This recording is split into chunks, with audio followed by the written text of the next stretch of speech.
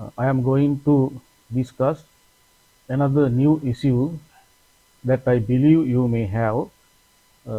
මම නැවතත් සාකච්ඡා කරන්න යන්නේ ඔබට තිබේයයි කියලා මා විශ්වාස කරන ගැටලුවක්. අපි මේ common lesson series එකේ අපි කරන දෙවන පාඩම මේක.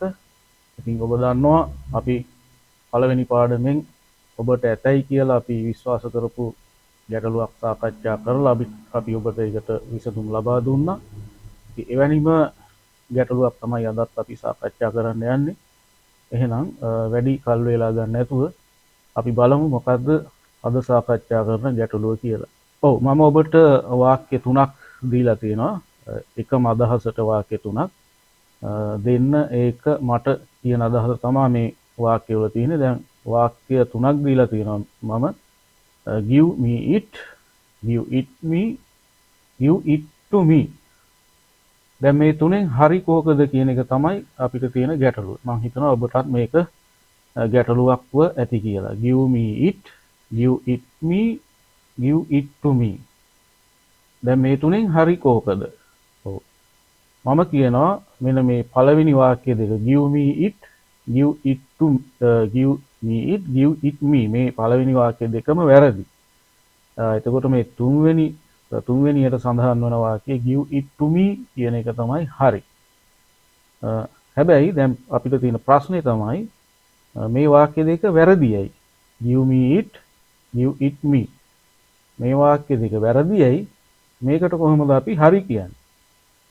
එතකොට තව කෙනෙකුට තවත් යම් අයට ප්‍රශ්නයක් තියෙනවා වෙන්න පුළුවන්. මොකද මේ දැන් ළමයි විශේෂයෙන්ම ඉගෙන ගන්න ළමයි මේ pronouns chart එක අපි දුන්නාම ඒක පාඩම් කරන්නේ මේ විදිහට me, me මා මට, us us අපිට, his his ඔහුට, her her ඇයට ওই විදිහට තමයි pronouns chart එක කටපාඩම් කරගන්නේ. ඒතකොට දැන් ළමයිට ප්‍රශ්නයක් ඇති වෙනවා.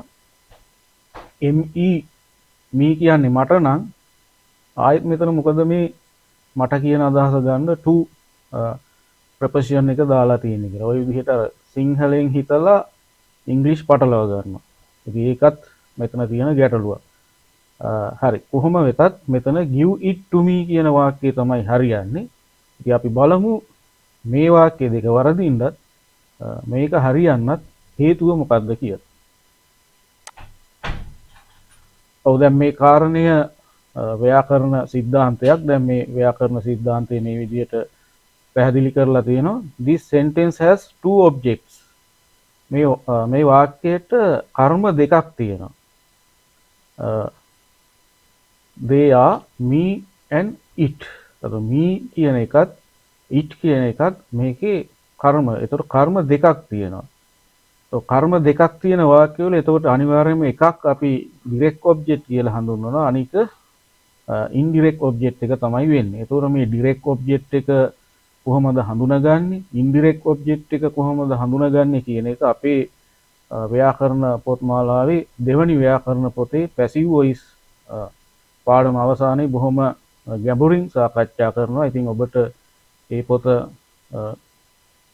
පොත්වලට access ලබාගෙන ඒ පොත් කියවලා ඒ දැනුම ලබා ගන්න පුළුවන්. මෙතන direct object එක තමයි it.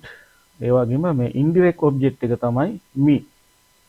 එතකොට අපි මේ විදිහට බලමු මේක. When there are two objects in a sentence, we can place either the direct object or the indirect object first just after the verb.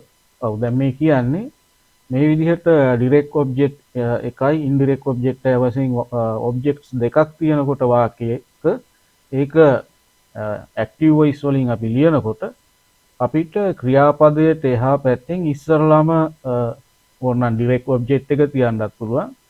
එහෙම නැත්නම් indirect object එක තියන්නත් පුළුවන්. හැබැයි මෙහෙම නීතියක් තියෙනවා. When both objects become pronouns, we should definitely place the direct object first just after the verb and the indirect object secondly. හැබැයි අපිට තියෙන objects දෙකම pronouns නම් අනිවාර්යයෙන්ම අපි direct object එක ක්‍රියාපදයට එක්කම ඉස්සරලා තියලා ඊට පස්සේ ඉන්ඩිරෙක්ට් ඔබ්ජෙක්ට් එක දෙවනුව තියන්න වෙනවා. ඒ වගේම තමයි තවත් නීතියක් තියෙනවා. ඒ විදිහට ඩිරෙක්ට් ඔබ්ජෙක්ට් එක ක්‍රියාපදයට පස්සේ ඉස්සරලම තියලා ඉන්ඩිරෙක්ට් ඔබ්ජෙක්ට් එක දෙවනුව තියද්දී ඉන්ඩිරෙක්ට් ඔබ්ජෙක්ට් එකට මුලින් to කියන ප්‍රිපොසිෂන් එකෙන්වත් ඕනේ. ඉතින් මෙන්න මේක තමයි මේකට අදාළ වන හේතුව කාරණය. ඉතින් නැවත මම පැහැදිලි කරොත් මේ give it to me කියන වාක්‍යයේ ඔබ්ජෙක්ට්ස් දෙකක් තියෙනවා. එකක් me අනිත් එක it කියන එක. එතකොට මේකෙන් it කියන එක direct object, me කියන එක indirect object වෙනවා.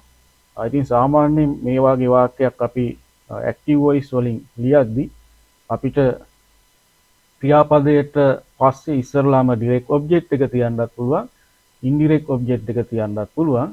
හැබැයි objects දෙකම pronouns නම් අපිට අනිවාර්යයෙන්ම ක්‍රියාපදයට පස්සේ ඉස්සරලාම direct object එක තියලා indirect object එක දෙවනුව තියන්න වෙනවා. ඉතින් ඒ නිසා තමයි මෙතන give it to me කියන වාක්‍ය නිවැරදි වෙන්නේ. දැන් මෙතන give me it කියන්නත් බෑ, give it me කියන්නත් බෑ.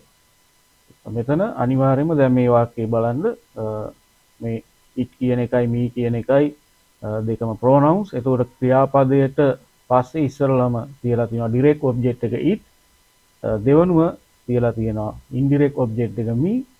ඒ වගේම indirect object එකට මුලින් අපි to කියන preposition එකත් නිපාත පදයක් භාවිතා කරලා තියෙනවා. හරි. එහෙමනම් දැන් ඔන්න ඔබට මේ ගැටලුව මේක ප්‍රශ්නයක් හැටියට තිබුණායයි මා විශ්වාස කරා. ඒ නිසා තමයි මේකට පාඩමක් මේ විදිහට සූදානම් කෙරුවේ. එහෙමනම් දැන් ඒ ගැටලුවත් විසඳුණා කියලා මම විශ්වාස කරනවා. එහෙමනම් මෙවැනිම ඔබට තිබේයයි කියලා මා විශ්වාස කරන තවත් ගැටලුවකින් අපි ඊළඟ වීඩියෝ එකකින් හමු. එතෙක් ඔබට have a nice time. Goodbye.